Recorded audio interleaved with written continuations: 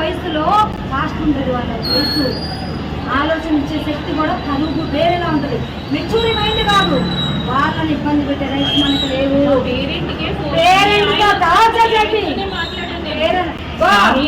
నువ్వు నా బిడ్డలే కాదు, ఎంతమంది పిల్లల ఇబ్బంది పెడతావు నాకు తెలుసు. ఆస్య నా ఫ్రెండు, లక్ష్మి నా ఫ్రెండు, పిల్లలు ఉన్నారు. డబ్బుల విషయంలో నువ్వు ఎంత బాధపడతావో నాకు తెలుసు. నా బిడ్డకి ఎవరైతే నువ్వు ఎంప్లాయ్ అయితే మేనేజ్మెంట్ అనాలనుకోండి, అనాలనుకోండి తప్ప తీసుకుపోయారు. 22,000 కొన్ని ఇచ్చి పంపించాను లాస్ట్ ఇయర్.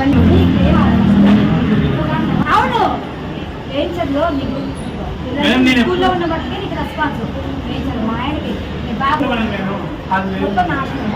నా బిడ్డ పోయి నా కొడుకు పోయి నీ స్కూల్ ముందే సూసైడ్ చేసుకున్నాను. నా బిడ్డకి భూలోకంలో లేనప్పుడు నేను ఉండను. ఏ స్కూల్ ముందే చచ్చిపోతా, నేను చచ్చిపోను అనుకుంటా.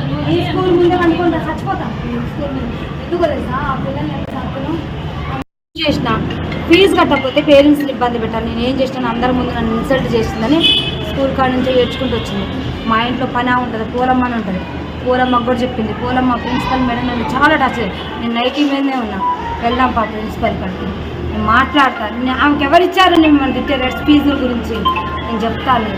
నా బిడ్డ చాలా డిప్రెషన్గా ఫీల్ అయ్యి సూసైడ్ చేసుకుంది. యశోదలో అడ్మిట్ అయింది. పేరు అఖిల. ఇంతకుముందు అసలు నా బిడ్డ అంత అట్లాంటి ఆలోచన కూడా ఉండదు.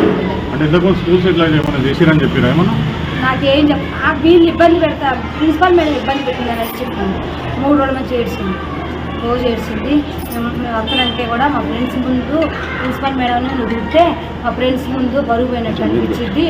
వద్దు నువ్వు పోమాకు మమ్మీ, నీ కోపం ఎక్కువ, నువ్వు పోమాకు. ఏ రోజు కూడా నా పిల్లలు 2 years నుంచి చదువుతున్నా ఎప్పుడు కూడా ఒక మేడం ఒక మాట అనేదాన్ని కాదు, ఒకరిని ఒక మాట అనేదాన్ని కాదు. నా పిల్లలతో పాటు వేరే పిల్లలకు కూడా బాక్సులు పంపించిన. నాది మామూలు పొజిషన్ అయినా పిల్లలకి అన్నం లేని పిల్లలు కూడా చాలా మంది అన్నం. 10th క్లాస్ చదువుతుంది. ఇంటి పక్కన వాళ్ళకి, బిల్డింగ్ వాళ్ళకి, అపార్ట్మెంట్ వాళ్ళు అందరూ చెప్పింది ప్రిన్సిపల్ ఫీజు గురించి నన్ను ఇబ్బంది పెట్టింది. మా ఇంటి పని కూడా చెప్పింది.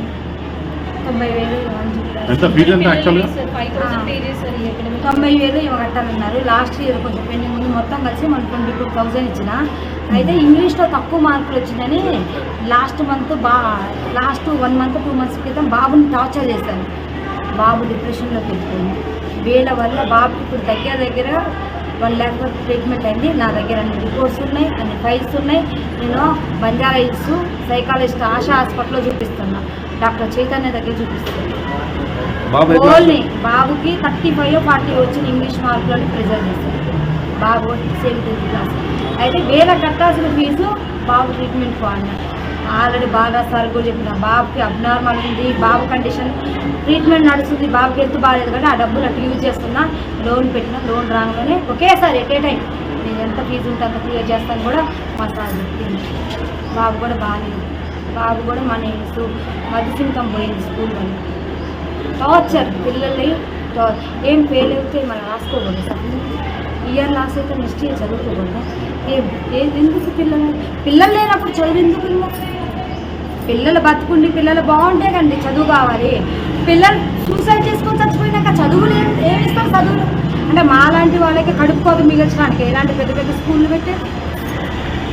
ఇలాంటి పెద్ద పెద్ద స్కూళ్ళు పెట్టేది మాలాంటి పేదోళ్ళ కోసం. ఇప్పుడు మేము ఎక్కడో ఉంచి బతకడానికి వచ్చినాం. మేము తెలుగు మీడియం చదువుకున్నాం, సరైన జాబులు రాలేదనే కదా పెద్ద పెద్ద స్కూల్లో వేస్తే ఇంగ్లీష్ మీడియం చదువుకొని ఫారెన్ కంట్రీస్ అటు ఇటు పోతారు, మంచిగా మా పిల్లలు సెటిల్ అవుతారనే వేసాక మా పిల్లల్నే భూముల మీద నుంచి లేకుండా చేస్తే మీరెందుకమ్మా ఇలాంటి స్కూళ్ళు పెట్టుకొని ఏం చూసారు? కొంతమంది పిల్లల్లో ఒక పాప స్కూల్ ఫీజు కట్టకపోతే మీ మేనేజ్మెంట్కి ఏమైనా కోట్లు నష్టం వస్తుందా?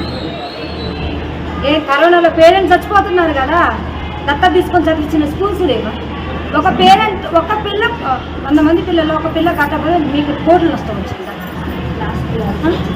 కోట్లు నష్టం వచ్చిందా? ఏం నష్టం వచ్చింది? మేనేజ్మెంట్కి ఎక్కడ నష్టం వచ్చింది? శ్రీ చైతన్య వీటి పేరుతో పిల్లల్ని చంపుతున్నారు. ఇంకో నాలాంటి తల్లిదండ్రులు మాత్రం ఇలాంటి స్కూళ్ళల్లో ఏమాకండి పిల్లగాళ్ళు. ఇలాంటి స్కూళ్ళల్లో వేసి మీ పిల్లగాళ్ళు చంపుకోరు. వీళ్ళు ఎంత టార్చర్ పెడతారో తెలుసు. రైటింగ్ తప్పితే చదువుకోలేదు. రైటింగ్ ఏం రాస్తారు పిల్లలు? చదవాలి. రైటింగ్ అంటే నువ్వు పేరాలు రాస్తారు. చదువుకోకుండా పేరాలు రాస్తే వస్తుంది, పాస్ అయిపోతారు.